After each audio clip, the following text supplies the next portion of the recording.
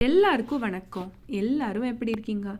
Night குதிரைவாலி தோசைக்கு தான் மாவு ஊற வைக்கலான்னு எடுத்துட்டு இருந்தேன். இதுக்கு அளவு பார்த்தீங்கன்னா, 1 கப்பு குதிரைவாலி அரிசி, 1 கப்பு சிவப்பரிசி, 1/2 கப்பு பச்சரிசி, 1/2 கப்பு உளுந்து. நம்ம நார்மலாக அரைக்கிற தோசை மாவு அளவுலேயே நம்ம மில்லட்ஸை ரீப்ளேஸ் பண்ணிக்கலாம். இப்போது நம்ம இட்லி தோசைக்கெலாம் 1 கப்பு உளுந்துக்கு 4 கப்பு அரிசி போடுறோம் அப்படின்னா, அந்த 4 கப்பு அரிசிக்கு பதிலாக 2 கப்பு குதிரைவாலி அரிசியும் 2 கப்பு வேறு ஏதாச்சும் அரிசியும் சேர்த்துக்கலாம். இட்லி அரிசிக்கு பதிலாக சிவப்பரிசி, கருப்பு கவுனி அந்த மாதிரி சேர்த்துக்கலாம். இல்லாட்டி இந்த 2 கப்பு இட்லி அரிசியே சேர்த்துக்கலாம். ஒரு 1/2 கப்பு பச்சரிசி கிறிஸ்பினஸ்க்காக நான் ஆட் பண்ணியிருக்கேன். வேணாட்டி ஸ்கிப் பண்ணிக்கலாம். லாஸ்ட்டாக கொஞ்சம் வெந்தயம் சேர்த்துண்டு ஒரு 6 மணி நேரம் ஊற வச்சு நம்ம பிளெண்ட் பண்ணி எடுத்துக்கலாம்.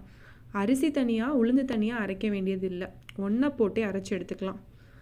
குதிரைவாலி தோசைக்கு தொட்டுக்க புதினா சட்னி தான் பண்ணினேன். கடாயில் எண்ணெய் விட்டுண்டு கொஞ்சம் உளுந்து கடலைப்பருப்பு நல்லா செவக்க வறுத்துண்டு ரஃப்பாக சாப் பண்ணின ஒரு வெங்காயம், ஒரு தக்காளி, ஒரு பூண்டு, கொஞ்சம் புளி சேர்த்து நல்லா வதக்கிக்கணும்.